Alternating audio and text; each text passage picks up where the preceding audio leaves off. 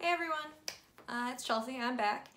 I wanted to talk to you a little bit about the beginning of our struggle with infertility. At the end of our careers, about a year and a half ago, we decided that we would be ready to expand our family.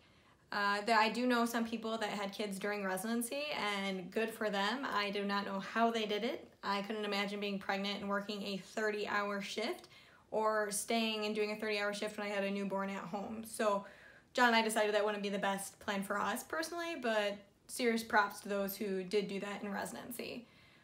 We decided at about halfway through my third year of residency that we would stop trying not to have kids. So what that means is I stopped taking birth control. We've decided to pull the goalie. Pull the goalie! This is bullshit! Bullshit! Do you know the times I saved her from making stupid decisions? Do you have a condom? No. What? It'll be okay. Oh, fuck it. Not today, pal. Fury, what? Puck! Okay. I really liked this guy! Ooh. We didn't plan it, we didn't track my cycle, we just kind of did us and nothing happened. I talked to my OB at that time and she had said that on average it takes about 4 to 6 months for birth control to get out of your system, and not to worry, some couples it takes up to a year. So we continued to do our thing, but Shark Week came every month. And it started to be a little bit disappointing. At first I blamed it on studying for my boards. I had my pediatric board exam in October of last year. So studying for that was very, very stressful.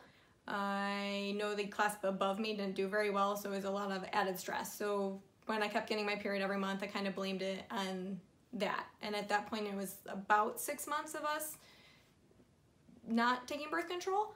After that, I blamed it on stress of waiting for my exam scores. So then about 8 months had gone by, and still Aunt Flo came to town every month. So at this point, we started to get a little bit more serious, and I started peeing on ovulation strips and tracking my cycle, and nothing. So at this point, people start giving you advice, right? Like everybody has all the best pregnancy advice, no matter who they are. They know somebody who struggled, and oh, eating pineapple, that solved my problem. Pineapple pen. Some of my favorite bits of advice though, let's see, stand on your head after having sex. That's a great one, right? So you're laying there with your feet above your head, looking at your fat rolls while you're naked. How long am I supposed to sit like this for? That's supposed to magically solve it. Some other good ones I got, or have sex 3 times a day for 3 days straight. I don't know about you, but kind of takes a little bit of the fun out of it when you're having that much sex. Ain't nobody got time for that.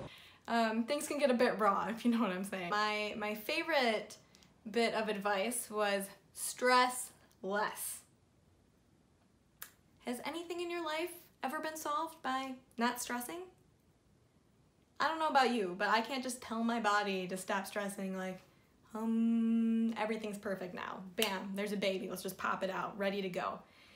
So that one, maybe that's worked for some people, but I have no idea how to stress less. My life is running on stress at a daily basis.